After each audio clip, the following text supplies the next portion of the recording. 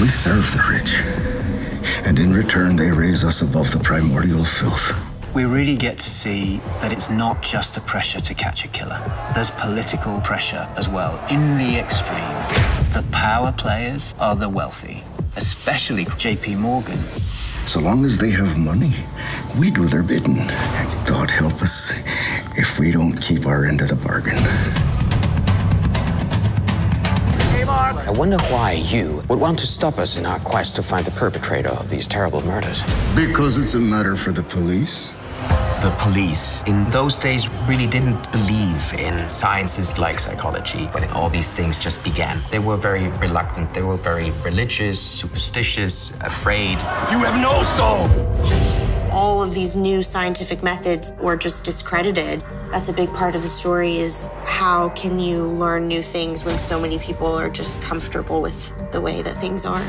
The Isaacsons, they're young, they're progressive. Not many other people within the police force buy into what they believe in. Could the killer have left prints on his body or clothing? With the amount of blood he shed, it's highly likely. Fingerprint science was something new, and it's so endearing to see it in the show. If it's not a presumption, I'd very much like if you would join me for dinner. We also get to understand in this episode that Kreizler's falling in love with Mary. When we see him with Mary, he is like a teenager. All his professional attitude and his intellectual power is gone. The relationship is something so beautiful, and there's such a purity to it, as well as a very sweet awkwardness. Working with such an amazing actor as Daniel, it just came to life, and it was a beautiful, tender moment where you see how much he really, really cares for her. Doctor, your beliefs are interesting. Men such as JP Morgan are only capable of doing what they perceive to be in their best interest. JP Morgan knows Van Bergen is not the killer. He's forced to take a closer look at these boy murders and how it affects the high society in New York at that point. Civil unrest caused by these murders troubles me a great deal indeed.